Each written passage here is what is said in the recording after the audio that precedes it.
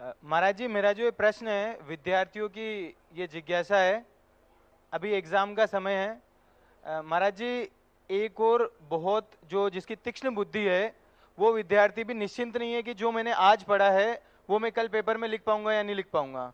और एक और गुरु महाराज जी 25 वर्ष पूर्व किसी ग्रंथ का उन्होंने स्वाध्याय किया है और आज कोई प्रश्न आ रहा है तो भी वो क्षण भर में उसका उत्तर दे रहे हैं। तो महाराज जी, ऐसी कौन सी विधि है उससे वो अध्ययन करें कि वो भी अच्छे से पढ़ाई कर सके? और दूसरा महाराज जी, अध्ययन में स्थान और समय का भी प्रभाव पड़ता है क्या? जो कुछ भी अपने पास उपलब्ध अभिप्राय है, पढ़ने वाला किस लिए पढ़ रहा है? विद्यार्थी व्यक्ति यह भूल जाता है, वो पढ़ता है स्वार्थ के लिए, नौकरी के लिए, परीक्षा के लिए।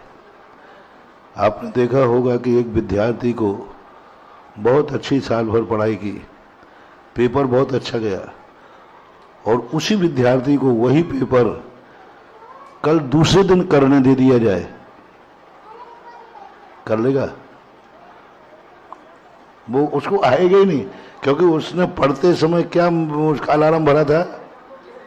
पेपर, और पेपर उसका हो गया, बस खत्म हो गया। तो ज्ञान भी है जो यूज एंड थ्रू नहीं होना चाहिए। हम ज्ञान समस्या के समाधान के लिए करते हैं, हम उलझनों से बचने के लिए करते हैं, हम परीक्षा के लिए करते हैं।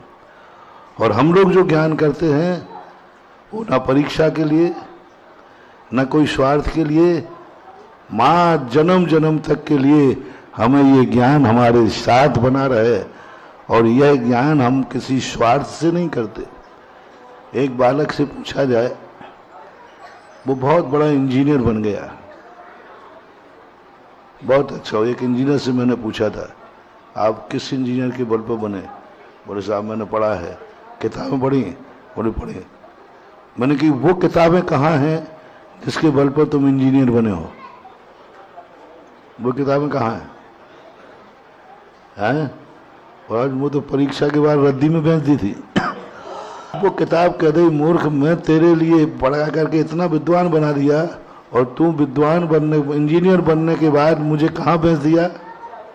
रद्दी में। बस यही ज्ञान खत्म हो जाएगा। अब किताब को रद्दी में जाना ही, हमारी जो ज्ञान है वो भी जिससे ही हमारा कार्य पूरा होगा, ज्ञान रद्दी में चला जाएगा, मिलेगा ही नहीं। और हम लोग जिस शास्त्र को पढ़ते हैं, उस शास्त्र को पढ़ने के बाद जिंदगी भर उच्चासन पर रखकर उसकी पूजा करते हैं, उसको नमोस्तु करते हैं, और जिंदगी भर कहते हैं फलाने शास्त्र में मुझे एक श्लोक मिला, उस शास्त्र की बदौलत है मुझे ये ज्ञान हुआ। हम उसको यूज एंड थ्रू नहीं करते, हम उसको रद्दी में नहीं बेचते, पढ़ने के बाद उसको उपकारी मानकर उच्चासन पर रखते हैं। इसलिए हम लोगों का ज्ञान, क्योंकि जिसने हमें ज्ञान दिया है उसको हमने उच्चासन पर बैठाला, और तुम्हें जिसने ज्ञान दिया है उसको तुमने रद्दी में बेचा, बस यही अंतर है।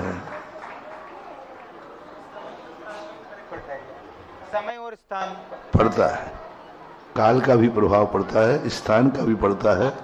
बच्चे लोगों के स्थान पढ़ाई के वास्तु से निश्चित किए गए हैं।